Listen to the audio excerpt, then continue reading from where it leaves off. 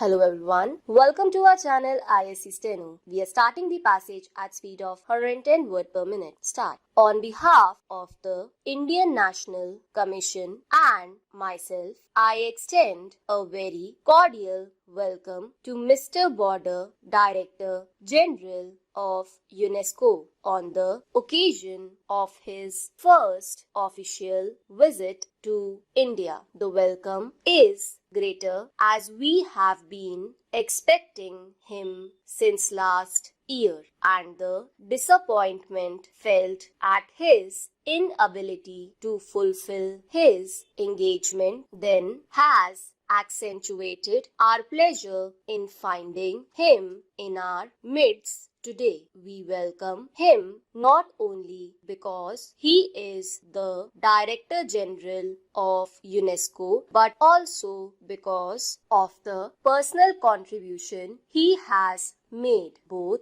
before and since he assumed that office towards the furtherance of peace through education. His work in rural adult education in Mexico won the appreciation of discerning critics all over the world. Ever since he assumed office as Director General, he has given a new impetus to the program of fundamental education and the service of underdeveloped areas. I have every hope that his present tour of India, Ceylon and Pakistan will establish closer bonds between UNESCO and these countries and lead to greater efforts in the cause of education for peace and unity. UNESCO is one of the specialized agencies of UNO which was established to achieve international unity and peace. We must, however, confess that world unity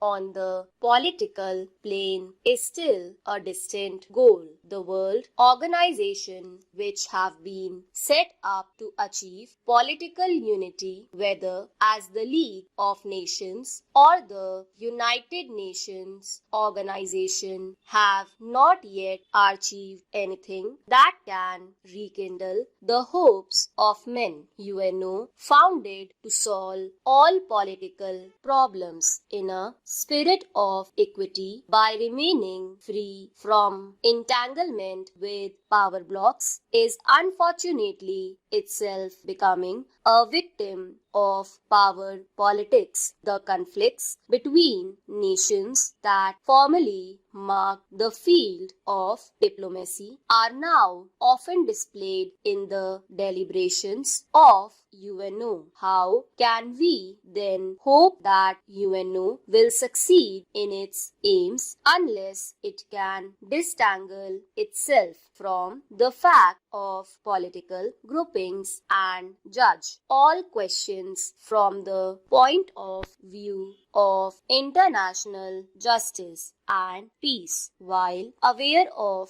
the present shortcomings, India is nevertheless a staunch supporter for world peace, is so precious and objective that we cannot give up any instrument which offers even a remote hope of achieving it. And what instrument of world peace can there be other than UNO? If therefore is this troubled world we can find any gleam of hope for unity and peace, it can be only through the activity of UNESCO. UNESCO rightly recognizes that all conflicts originate in the mind of man, and hence it is in the minds of men that the basis of peace must be built. The emphasis here is on the cultural unity of mankind, to which different countries and different peoples have made their contribution. In UNESCO, one may therefore forget that clashes of take success and live in an atmosphere where representatives who oppose one another in the UNO can cooperate in creative effort. I may cite as an instance the political differences which have divided our country from South Africa. India has rightly sought the help of UNO to remove discrimination and racial inequality that prevail in